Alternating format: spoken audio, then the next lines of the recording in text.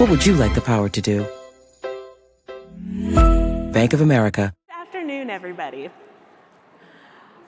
It's exciting to be here with you today, and it's a little weird for me to hear myself introduced as the CEO of an organization.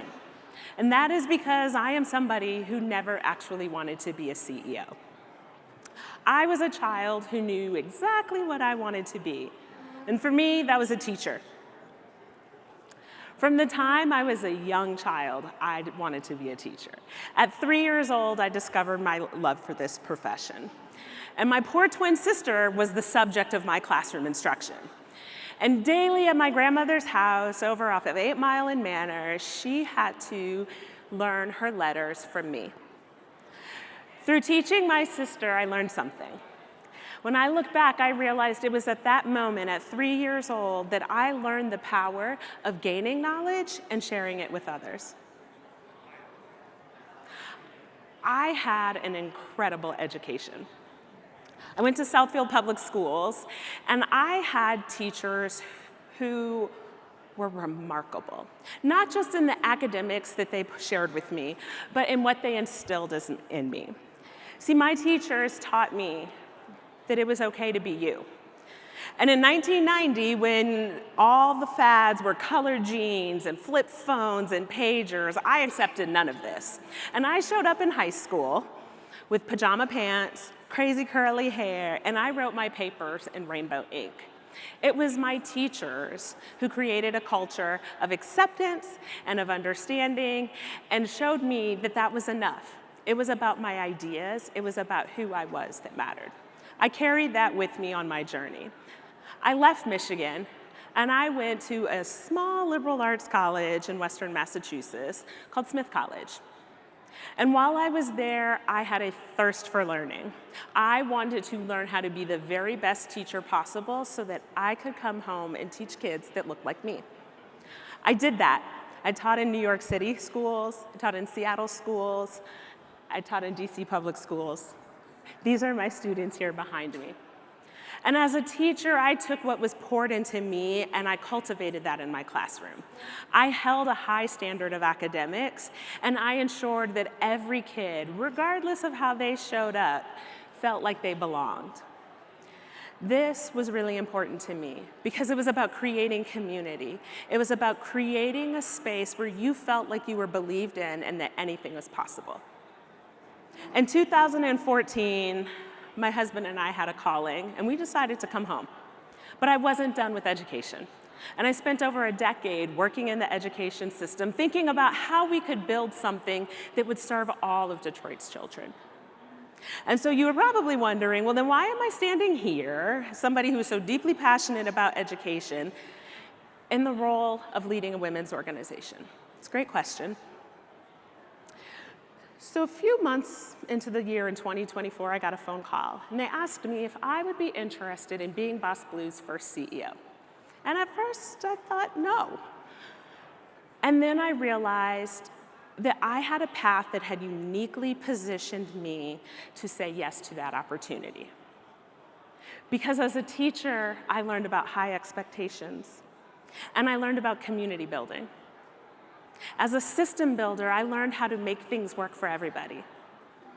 And as a women's college alumni, I had experienced the power of an all-female environment. And so I said yes. But unique to my role in this new era of leadership at Boss Blue was I was not the founder.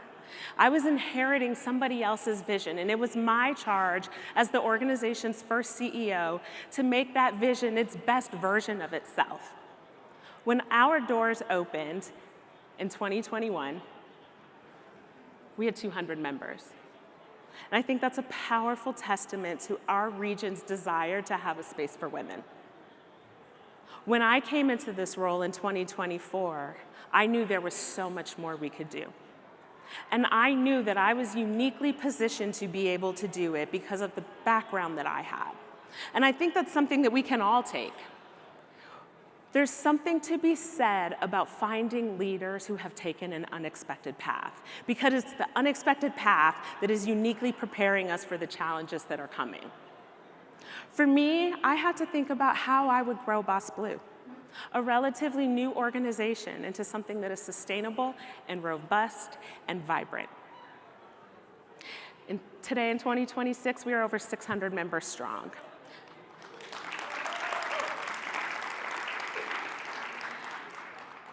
Equally as important is the community of members that we have built. Our members range in age from 18 to 85. We come across the entire region, yet 50% of our members reside in the city of Detroit. And that is not happenstance. That is because we are intentional about creating a space that is accepting of all women. We do that through our programming. One of those programs is called a Trailblazer, and that is where we say, regardless of your income, you should have access to a space like Boss Blue. And through that program, we offer 120 memberships annually to anybody who might need one. As a teacher and somebody who believes deeply in learning, the programming at Boss Blue was really important to me, because that was about investing in women, and it was about giving women the tools they need to be the best version of themselves.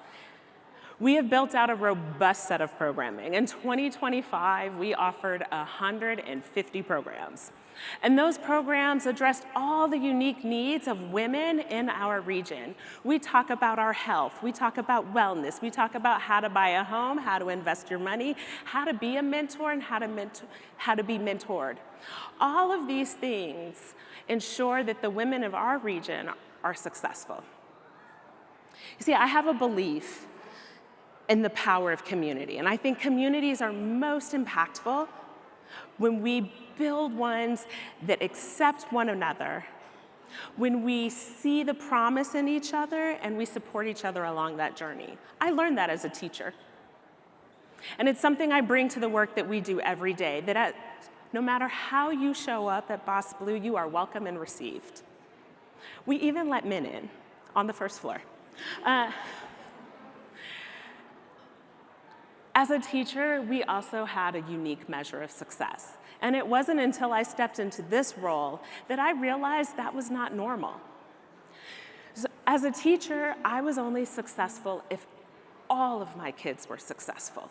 Regardless of how you came to me, regardless of the year before, I was charged with ensuring that you learned everything you needed to be able to move on to that next level.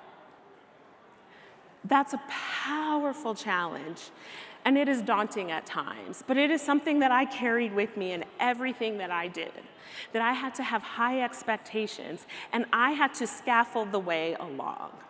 And I think as we reflect on where we're going as a region, and when we think about what does this new era of leadership means, I think we have to grapple with that question.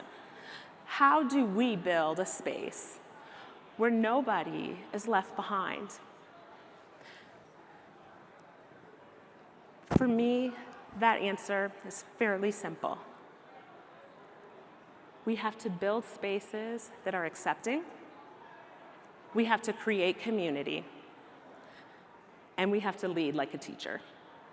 Thank you.